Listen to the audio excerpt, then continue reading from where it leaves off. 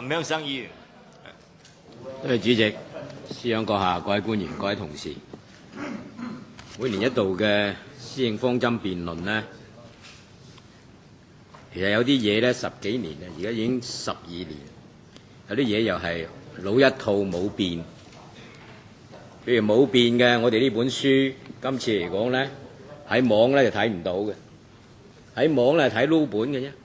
咁呢本同嗰本有咩分別？呢本係60幾版，嗰本係40幾版，大家都喺嗰個裏邊有少少差異。我仲未去對照究竟嗰度係點樣，因為呢個喺公開嗰度，其他人係攞唔到嘅。咁但係都有啲問題想提出嚟探討下。譬如喺司長嘅施政報告裏邊，施政方針裏邊咧，亦都提到喺個明年嘅工作嘅第一部分，行政嘅第6嗰度呢，個標題就係優化政府架構及理順職能，跟住得4段説話。咁4段説話呢，就有3個概念，有3個概念就理順職能設置、加強統籌協作、完善組織結構。咁但係呢度究竟我哋整個政府嘅設置喺呢3嚿嘢裏邊有啲咩剪落去呢？又冇，最後都係歸入去你嘅部門嘅譬如法改同埋國際事務局嘅設立，行政公職局嘅重組，退休基金會嘅納入行政範疇。呢度就係有效推動行政改革及法改統籌管理及成效。呢度係文字咁樣表述，咁變成咗呢概念嘅嘢就永遠得返個概念，到底點樣做法？咁當然，剛才我哋嘅同事李松正亦都講咗，行政長官講政策研究室係會研究緊政府嘅設置職能呢啲嘢。咁但係點講都好啦，我哋開始已經係走咗12年，政府嘅設置、政府嘅功能，年年都喺呢度，大家都會點到出嚟。究竟我哋應該係澳門係一個咩形式嘅政府？總體嚟講有2樣嘢咧，大家都會認同嘅。第一個就係希望個政府係服務型政府，第二個嚟講就希望個政府係與時俱進嘅政府。我哋開始步入24小時嘅城市，我哋嘅政府又點樣24小時呢？我哋呢一個月淨係啲咁嘅喺碼頭上咗岸之後就拗數嘅旅行團，而家越嚟越多啦。咁我哋又點應付呢啲嘢呢？好多嘢係新嘅，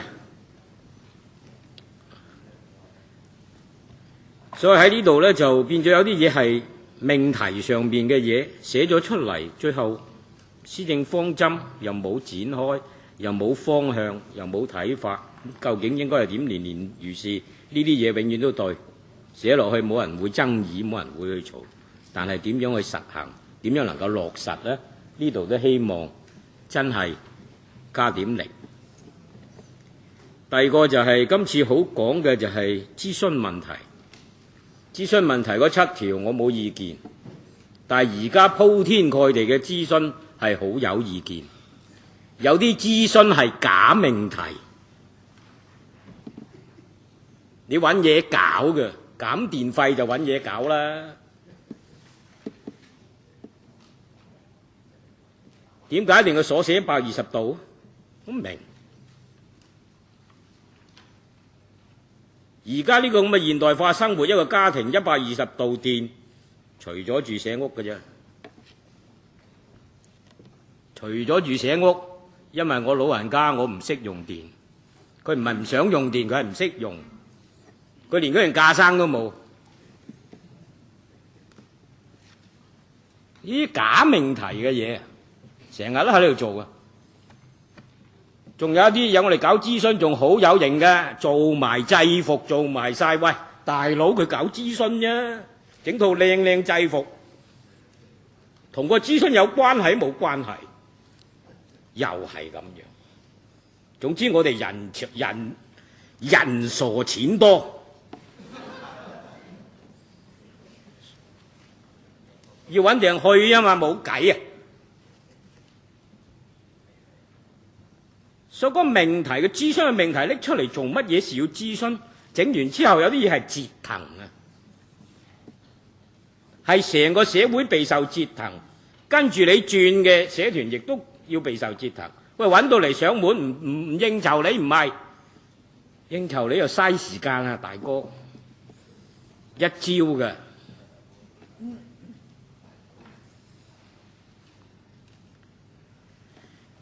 好啦，再落嚟喺呢度寫咗一個配合立法會工作，裏邊就講咗好大段嘢。咁啊，尋日有啲議員都講咗立法會要配合立法會工作，希望政府係搞乜嘢？我哋喺法案上邊希望有啲嘢嘅反應快速，希望有啲嘢能夠係大家合作做好嗰個法律。呢個係一個方面，呢個係工作上面嘅方面。另外一個層次就係立法會係監督政府嘅工作，議員嘅質詢喺呢度我唔講佢回應嘅日子。司長羅列咗好多呢幾年我哋嘅質詢，立法會嘅質詢之後，司長有冇諗過點解有啲質詢係一而再再而三翻出嚟呢？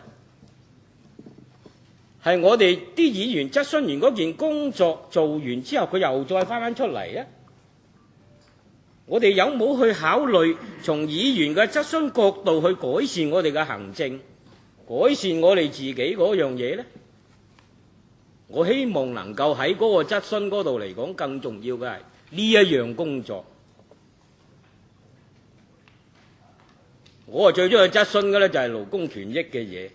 我希望啲政府工程嗰啲欠薪事件，嗰啲外勞一到本地人就 get out 嘅事件唔好再發生。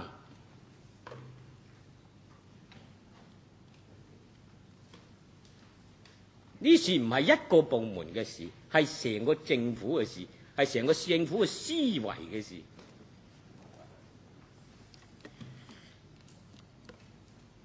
再落嚟講就係人力資源嘅問題，政府係紅級嘅，政府要嘅人力資源好多好多，但係政府嘅人力資源點樣運用？呢個係一個大嘅問題嚟。而家拗中央招聘好，中央培訓好，大家點解有個差異啊？我都希望天生我材，我自己都有用處啊！而家係驚呢啲啫嘛。第二個，而家我哋再講以前嘅沉澱嘅嘢，12年，我相信喺呢度我就冇時間去分析一下，我哋而家嘅2萬幾公務員裏邊，1999年12月20號入職嘅有幾多？呢啲唔係舊人啦，佢冇舊政府嘅洗禮咯啩？點解我哋有啲嘢又變唔到呢？我哋有啲嘢一講就12年呢，實位實晒，散位散晒，點解？我哋嘅公務員制度大家都知道嘅，年功進序係磨人嘅制度，但係我哋又點樣去突破破格去解決一啲問題？仲有嘅就係我哋主要官員，我哋行政長官有任期，而家我哋嗰啲官員好後生，將來任期又點呢？一個人磨住一個位15、16年、20、30年之後，尖都磨到掘㗎。有啲嘢見怪不怪，已經奇怪自敗。所以用人嘅機制，我哋所謂橫向嘅情況係點呢？從管進出升呢啲咁嘅制度又點呢？我哋一路都呢10幾年都係研究緊呢啲嘢啫嘛。由個別部門招聘到中央招聘，做咩事都係管好佢入嚟啫嘛。跟住要晉升，搞咁多制度，搞咁多乜嘢，都係希望佢哋能夠盡職盡責。好啦，從人力資源嗰度一定係講到培訓，培訓又好得意喎。而家我哋羅列咗好多培訓，但我未曾見過一個培訓係同兩樣嘢相關喎，一樣嘢係同我哋嘅評核相關。從人事部門嚟講，要培訓係從評核開始嘅，態度唔好，改變佢嘅態度啊；能力不足，增加佢嘅能力啦。呢啲係從評核開始嘅喎，但係我哋似乎同呢樣嘢又冇乜關係喎。總之叫到你去嘅，你咪去咯。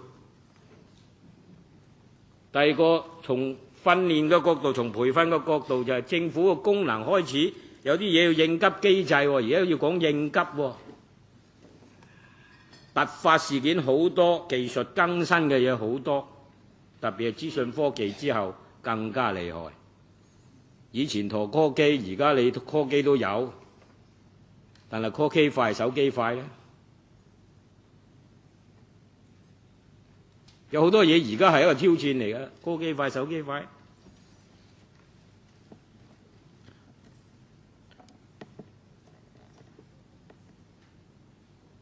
仲有啲問題係深層次啲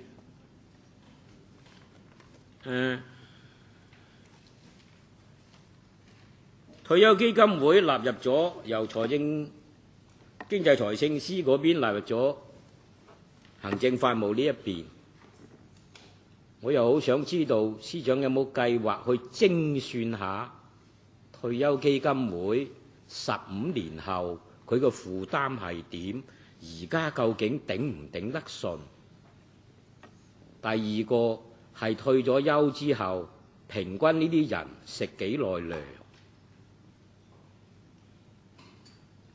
我識得一個做咗32年公職，食咗34年糧，最近拜拜咗啦。食糧食咗34年，做嘢做咗32年。冇辦法啦，佢個長壽嗰個狀況係一定嘅。咁我哋嗰套長俸制度後無來者㗎啦。26年、27年，絕大部分都標會㗎啦。我哋要幾大嘅財政預算喺嗰度？喂，有啲嘢要未雨綢繆啊！退休同政府係有關係㗎，唔係冇關係㗎。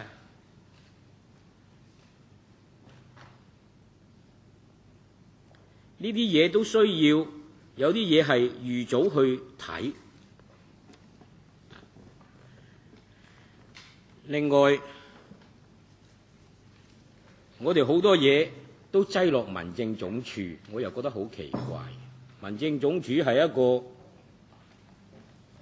喺部門嘅性質嚟講，我無以明之。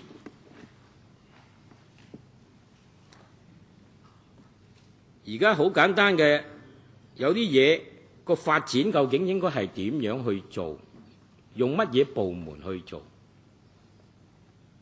民政總署有啲功能已經拎咗出嚟嘅，交通事務拎咗出嚟，渠務嗰範嘅拎咗去環保部嗰邊㗎啦。